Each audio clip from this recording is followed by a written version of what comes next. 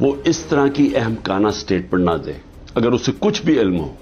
عمران خان د طالبانو په ملاتړ پاکستاني وزیر سپک کړ. وایي څوک چې د افغانستان له تاریخ خبر وي په یاد هیواد د حملې فکر هم نه کوي. جزئیات هم دلته وګورئ او چینل سبسکرایب کړئ.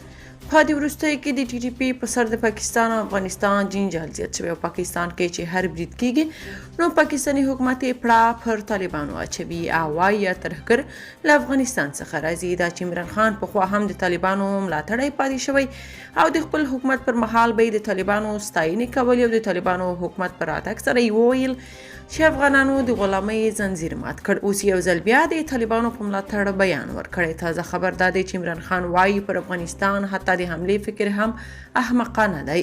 د پاکستان مخکینی صدر اعظم عمران خان په افغانستان کې د پاکستان ضد عناصرو د ځپلو په پلمه د دغه هیواد د بهرنی چارو وزیر بلاول بوټو له لوري د عملیاتو ترسره کېدو خبرداری احمقانه بللی دی. هغه ویلي چې په کابل کې د طالبانو حاکم رژیم د دوی دوست حکومت او د داعش خلاف مبارزې لپاره ګټور دی.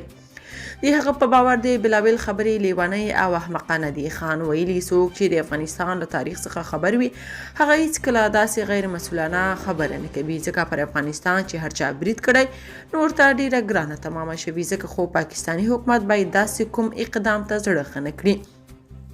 نوموړي ویلي د افغانستان په تاریخ کې اوسنی حکومت چې هدف یې ترې طالبان و د پاکستان تر ټولو ښه دوست حکومت دی.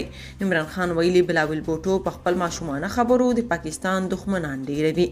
د طالبانو رژیم د پاکستان د بهرنی چارو وزیر څرګندونو د تازه خبرداري په اړه څه نه دي ویلي خو تر دې وړاندې ملا یعقوب ویلي و که چیرې ګاونډیان پر افغانستان د برید هڅه وکړي نو د دوی د سخت غبرګون سره به مخ شي.